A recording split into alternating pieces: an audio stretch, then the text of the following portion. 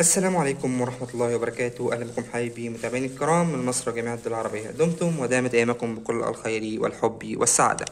بعد بسم الله والصلاة والسلام على رسول الله صلى الله عليه وعلى من والاه. معكم أخوكم أحمد الكومي، الأمل لتعليم صناعة المنظفات. احنا النهاردة حبايبي هنعمل 225 كيلو صابون بجودة محترمة إن شاء الله، تجاري لأصحاب المحلات. فيلا بينا. اول حاجه حبايبي هننزل بيها وهي التايلوس. طبعا هنقلب سريع جدا وننزل بالتايلوس اثناء التقليب السريع عشان خاطر ما يكلكعش مننا. هننزل مع التقليب السريع سريع سريع سريع سريع سريع سريع يكلكع.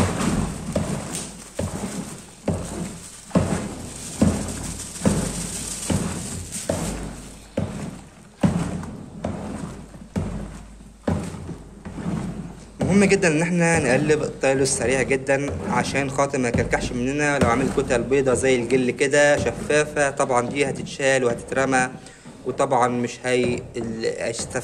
هيستفاد منها المنتج بنسبة 100%. بعد ما دوبنا التايلوس وبعد حبايبي كده ما قلبنا التلج بتاعنا كويس جدا، دلوقتي هننزل بالصودا. معانا بالظبط الصودا بتاعتنا 2 كيلو 340 جرام من الصودا السائلة. طبعا لو مفيش صودا سائلة هنستخدم نصهم من الصودا القشور. دلوقتي هننزل بالصودا حبايبي مع التقليب السريع.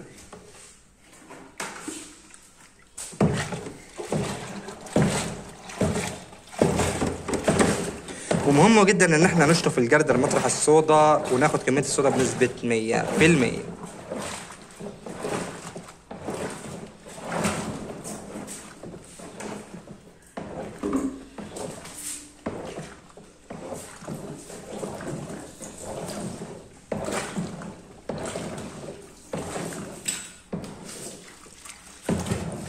وكده حبايبي نزلنا بالصودا كلها بعد ما شطفنا الجردل.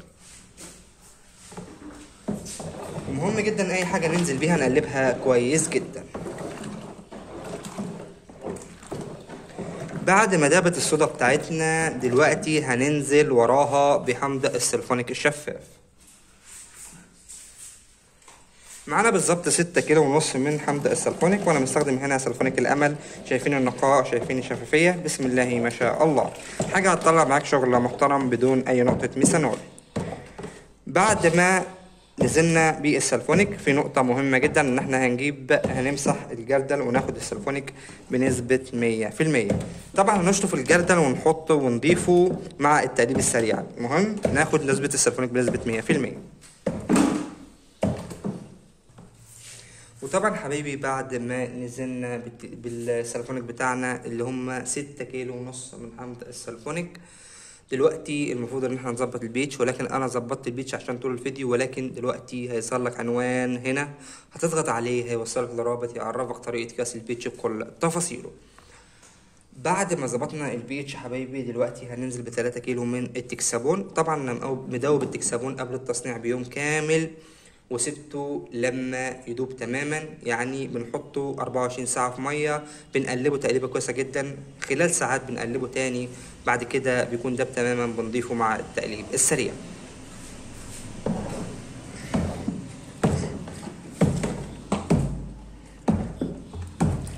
طبعا اهم حاجة ان الملح يكون دايب تماما، ما يكونش في حاجة مرصبة في قعر الجردل. لو في حاجة مرصبة بسيبها وارجع ادوبها تاني.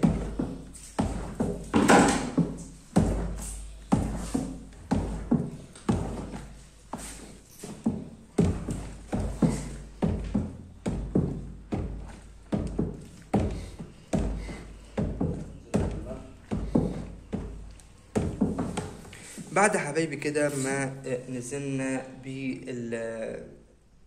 بالتكسابون بتاعنا كويس جدا. وعفوا حبايبي كده احنا طبعا نزلنا بالتكسابون ونزلنا وقلنا الملح، ولكن دلوقتي هنضيف الملح. الملح بتاعنا 3 كيلو ونص. احنا ضفنا الاول التكسابون اللي هو 3 كيلو ده يبقى قبل التصنيع بيوم. دلوقتي هضيف الملح، هنزل بيه طبعا مع التقليب السريع سريع جدا. وزي ما قلت لكم لازم يكون الملح دايب، في شويه لسه مترسبين في جعر الجردل، لازم ارجع ادوبهم تاني. ودلوقتي حبيبي هنضيف بقيه الملح اللي دوبناه مع التقليب السريع جدا.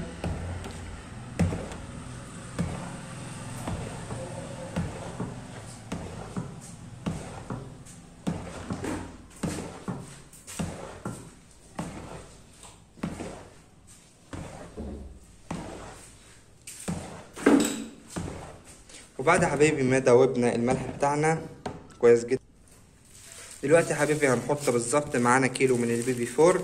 هو الافضل ليه انه يتحط بعد التكسبون، ولكن عادي جدا لو اتحط في الوقت ده. كيلو بالظبط من التكسبون، عفوا من البيبي فور.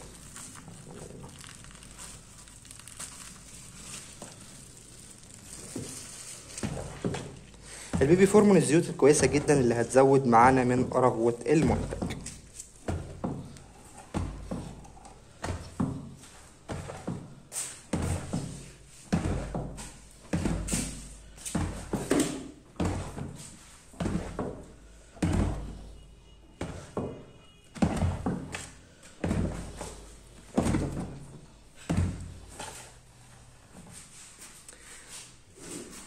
زي ما قلت لكم حبايبي، بعد ما دوبنا خلاص البيبي فور كويس جدا اللي هو هيزود من رغوه المنتج.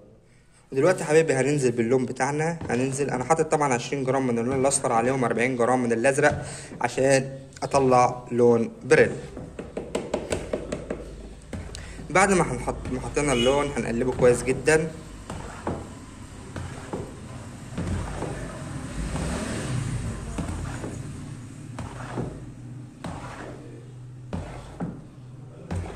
وبعد يا حبايبي ما قلبنا اللون كويس جدا، دلوقتي يا حبايبي هكمل ميتي للاخر وارجع لكم تاني. وبعد يا حبايبي ما كملنا ميتنا للاخر، دلوقتي هنستنى لما الرغوه تهدى ونرجع لكم تاني. وبعد يا حبايبي ما كملنا ميتنا للاخر والرغوه بتاعتنا هدت، دلوقتي هنحط 400 جرام من الفورمالين هنضيفهم مع التقليب.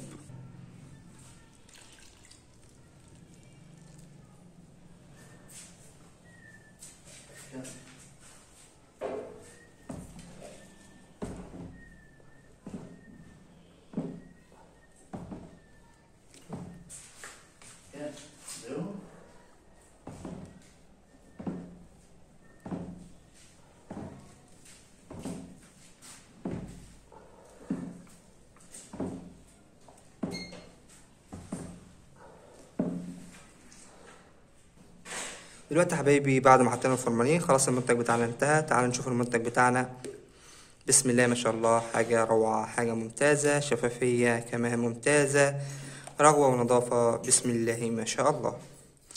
زي ما انتم شايفين المنتج كده. ما فاضليش حبايبي في الاخر غير الريحة بتاعتي.